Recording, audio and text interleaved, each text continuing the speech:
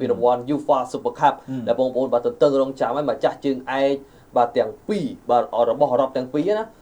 ទី1គឺ Paris Saint-Germain គឺជាម្ចាស់ជើងឯកបាទពីរង្វាន់បាទ UEFA Champions League ដែលបានយកឈ្នះទៅលើកំភឹងធំ Arsenal នៅក្នុងវគ្គផ្ដាច់ព្រាត់គេបានគ្រងជើងឯកបាទពីរង្វាន់ UEFA Champions League ហើយ The Like Aston Villa គឺជាម្ចាស់ជើងឯកនៃពីរង្វាន់បាទ UEFA Europa League ដែលបានយកឈ្នះទៅលើក្លឹបដែលមកពីអាល្លឺម៉ង់គឺ Freiburg បាទអញ្ចឹង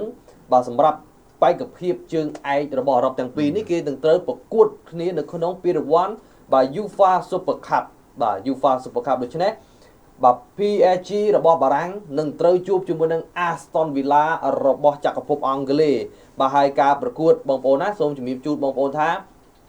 ការប្រកួតនេះគឺនឹងធ្វើឡើងបាននៅថ្ងៃបាទពុធបាទឈានចូលថ្ងៃពហុវេលាម៉ោង2ទៀបភ្លឺបាទអញ្ចឹងបញ្ជាក់ជូនបងប្អូនម្ដងទៀតបាទយប់ថ្ងៃពុធឈានចូលថ្ងៃប្រហ័សម៉ោង2ទៀបភ្លឺបាទកម្ពុជាបាទមកនៅកម្ពុជាបើយើងកុំឲ្យបងប្អូនខកខានណាបាទគិតថាការប្រកួតនឹងនៅថ្ងៃពហុអញ្ចឹងចាំយកថ្ងៃពហុចាំមើលខកបាទហើយបាទយកថ្ងៃពុធបាទឈានចូលថ្ងៃពហុម៉ោង2បងប្អូនបាទងើបឡើងលទ្ធផលចេញបាត់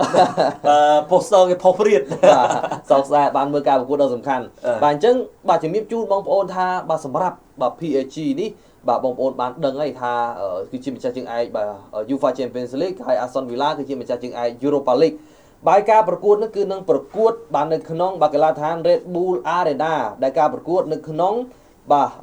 Salzburg របស់ប្រទេសអូទ្រីសបាទហើយទីក្រុង Salzburg បាទទីក្រុង Salzburg ប្រទេសអូទ្រីសការប្រកួតនេះគឺអាញាកដាកាសិក្តីគឺលោកអូម៉ាបាទដែលលោកគឺជាអាញាកដាសញ្ជាតិសូម៉ាលីបាទដែលជាការប្រកួតដ៏សំខាន់លោកនឹងត្រូវកាសិក្តីប៉ុន្តែរំលឹកជូនបងប្អូនថាដោយសារតែលោកត្រូវបានមិនចូលរួមការប្រកួតនៅ World Cup បាទត្រូវបានបាទប្រធានាធិបតីសហរដ្ឋអាមេរិក ban បាទ ban ក៏តម្រូវអាចចូលរួមបាទអញ្ចឹងទៅក៏បាទគេថា FIFA ក៏បានសម្រេចឲ្យលោកនៅក្នុងការកាត់សេចក្តីបាទពីរង្វាន់ UEFA Super Cup នេះជំនួសវិញបាទប៉ុន្តែសខាចេះទេបើយើងនិយាយពីសូម៉ាលីគឺជាប្រទេសមួយដែលសហរដ្ឋអាមេរិកហ្នឹងគាត់ដាក់ទៅក្នុងបញ្ជីស្បែកខ្មៅហើយព្រោះថាសូម៉ាលីគាត់អធិស្ឋានបងប្អូនណាបាទគឺជាប្រទេសមួយដែលមានរឿងរ៉ាវច្រើនតាក់ទងជាមួយនឹងការជួញដូរមនុស្សគ្រឿងញៀនខុសច្បាប់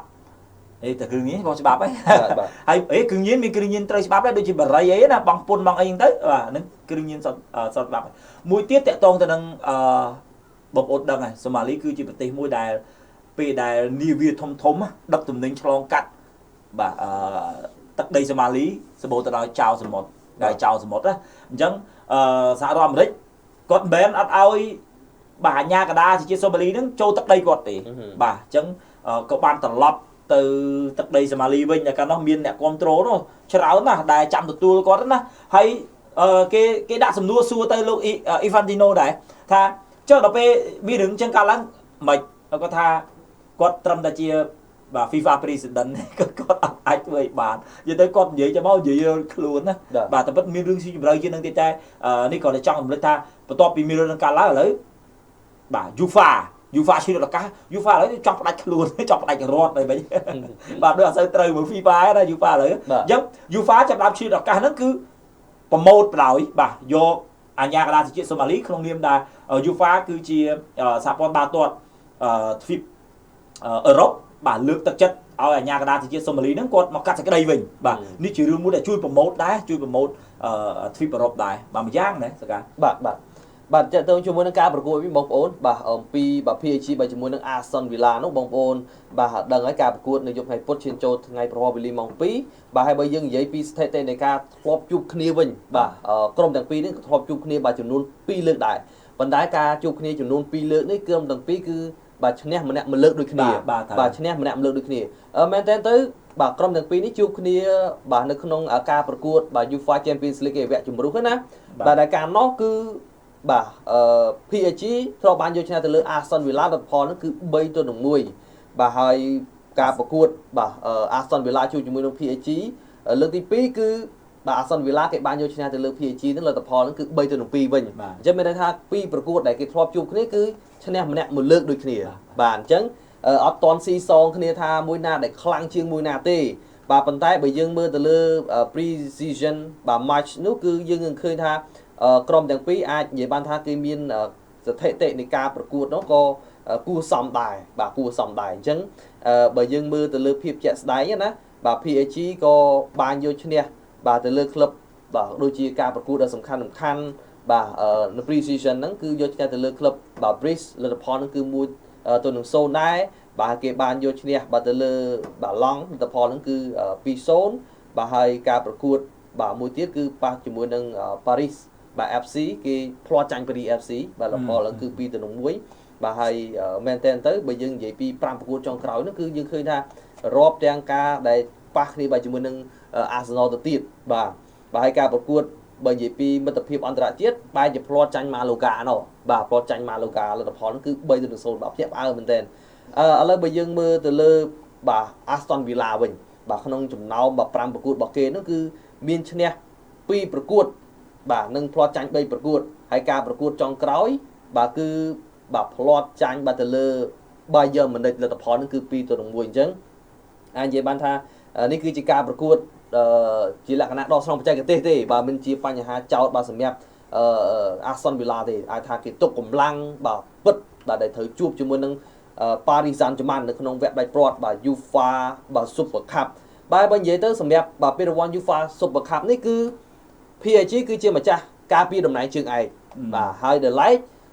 បើយើងនិយាយពី Aston Villa គឺគេធ្លាប់បានឈ្នះមួយលើកដែរប៉ុន្តែយូរហើយបាទតាំងពីឆ្នាំ1982បាទ44ឆ្នាំហើយបាទអញ្ចឹងយូរមែនតើណាទង្រាំតែ Aston Villa មានឱកាសនៅក្នុងការប្រកួតប្រជែង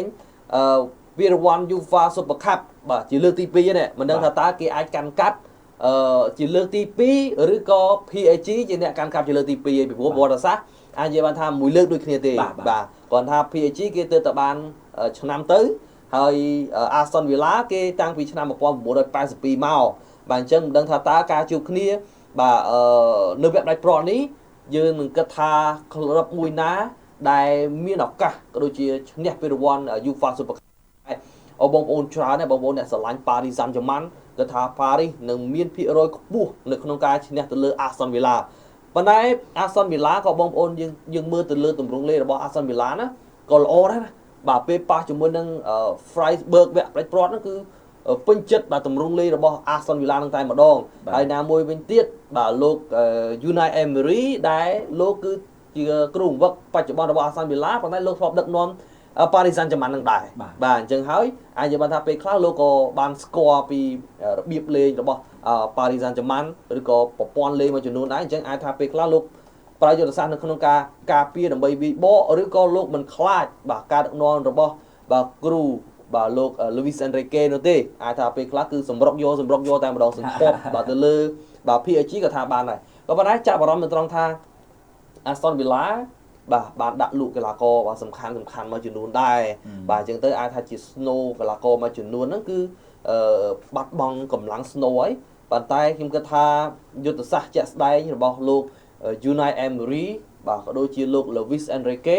តតែការប្រកួតបាទជាក់ស្ដែងទើបយើងដឹងថាតើបាទគ្រូទាំងពីរនេះគ្រូណាខ្លាំងជាងពីព្រោះបើនិយាយពីលោក Luis Enrique លោកជោគជ័យហើយបាទជាមួយនឹងក្លឹបបាទ Paris Saint-Germain ហើយបើនិយាយពីលោក Unai Emery នេះ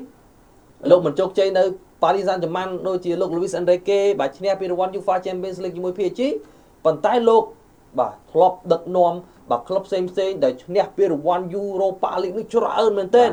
ឲ្យតែលោក Unai Emery ទៅដឹកនាំក្លឹបណាភាគច្រើនគឺដឹងតែឈ្នះពាន Europa League ហើយគេហៅថាអធិរាជ Europa League បាទរាជគ្រូ Europa League ហើយបាទសម្រាប់លោក Unai Emery មកអញ្ចឹងបើគ្រូទាំងពីរនេះប៉ះគ្នាហើយឈ្នះពានរង្វាន់ UEFA Super Cup ខ្ញុំគិតថាគឺជាគ្រូដែលខ្លាំងជាងគេនៅទ្វីបអឺរ៉ុបណាបាទពីព្រោះកម្រិតការប្រកួតប្រជែងលីកបាទយើងនៅវាស់ស្ទង់មើលអំពីកម្រិតនៃការលេងបាទប្រចាំនៅក្នុងទ្វីបអឺរ៉ុបតែម្ដងបើរវិតយល់ឃើញយ៉ាងណាបាទអំពីការជួបគ្នារវាងបាទ PSG បាទជាមួយនឹង Aston Villa នៅក្នុងវគ្គដាច់ព្រាត់បាទពានរង្វាន់ UEFA Super Cup នេះបាទខ្ញុំទៅបន្តិចទេបើយើងមើលទៅប៉ារីសបច្ចុប្បន្នគឺជាក្លឹបមួយដែលសម្បូរទៅដោយកីឡាករ Superstar ហើយរត់ទៅជា Superstar ហើយព្រោះកីឡាករភាគច្រើនគឺជាប់ជម្រើសជាតិហើយ The Like Aston Villa ក្រោមការរំនាំរបស់លោក Unai Emery លោកនឹងរៀបចំប្រព័ន្ធថ្មីជាមួយនឹងកីឡាករមួយចំនួនថ្មីបូករួមនឹងកីឡាករចាស់ពេលខ្លះមួយយ៉ាងដែរតាទុកកីឡាករចាស់ទៅគេដឹងក្បួនដឹងខ្នាតគេដឹងរូបមន្តនេះអស់អញ្ចឹងប៉ារីសចាប់កក់បានលេងយកឈ្នះប៉ុន្តែដល់ពេលកីឡាករថ្មីមកផងហើយជាការប្រកួត friendly គឺ pre season ហ្នឹង គេទៅ close door match ការប្រកួតនោះអត់មានផ្សាយបន្តផ្ទាល់អត់មានបច្ចេករូបភាពគេលេងបិទទ្វារទៀតប៉ារីសបានស្រឡាំងកាំងចុំលោកយូណៃអាមេរីប្រើប្រាស់កឡូករូបណាខ្លះប្រើប្រាស់ទម្រង់បែបបិចទៅជារឿងចៅចាក់ស្មុកវិញនេះបាទពិបាកដេកគិតគូលេងមិនប៉ុន្តែបើធៀបលេងបែបគុណភាពកីឡាករខ្ញុំគិតថាកីឡាកររបស់ Aston ប្រហែលជាលេងប្រើប្រាស់បែបគុណភាពបច្ចេកទេសប្រហែលជាអត់ដល់ទេប៉ុន្តែបើយុទ្ធសាស្ត្រកលបិចរបស់គ្រូយើងអត់ទាន់ដឹងទេជាការកីឡាករគាត់មានឆន្ទៈលេងដូចគ្នាមានការគិតលេងដូចគ្នាយុទ្ធសាស្ត្រស្របទៅតាមគោលដៅរបស់គ្រូអញ្ចឹងលោកយូណៃអាមេរីជាការគាត់លោកជួយចិត្តបែបលេងការពីឲ្យចាំវិបកសង្គប់មានតែមួយគ្រាប់ទប់ការពី90នាទីចប់អាហ្នឹងក៏អាចថាបានបាទអញ្ចឹងយើងមិនទាន់ថាមិនទេព្រោះក្រុមទី2សិតសឹងតែជាក្រុមខ្លាំងពីព្រោះតែយើងដឹងហើយពីសមិទ្ធផលរបស់គ្រូបង្វឹកលោក Luis Enrique ក៏ដូចជាសមិទ្ធផលបាទក្រោមការដឹកនាំរបស់លោក Unai Emery បាទអញ្ចឹងយើងចាប់អ៊ុតបឺទាំងអស់គ្នាការប្រកួតក៏មិនយូរដែរបាទថ្ងៃទី12ចូលថ្ងៃទី13បាទថ្ងៃពុធចូលថ្ងៃពហុអញ្ចឹងយើងចាំមើលតើបាទក្លឹបមួយណានឹងក្លាយជាម្ចាស់ជើងឯកUEFA Super Cup ជាលើកទី2បាទរបស់ខ្លួនតើបាទអញ្ចឹងបងប្អូនក៏អាចចូលរួមនៅក្នុងការទូទាយដែរបាទថាតើបាទក្រុមទាំងពីរបាទបងប្អូនគិតថាក្រុមណាដែលស័ក្តិសមនៅក្នុងការខ្លាយទៅជាម្ចាស់ជើងឯកបាទពានរង្វាន់ UEFA Super Cup បាទ2026នេះ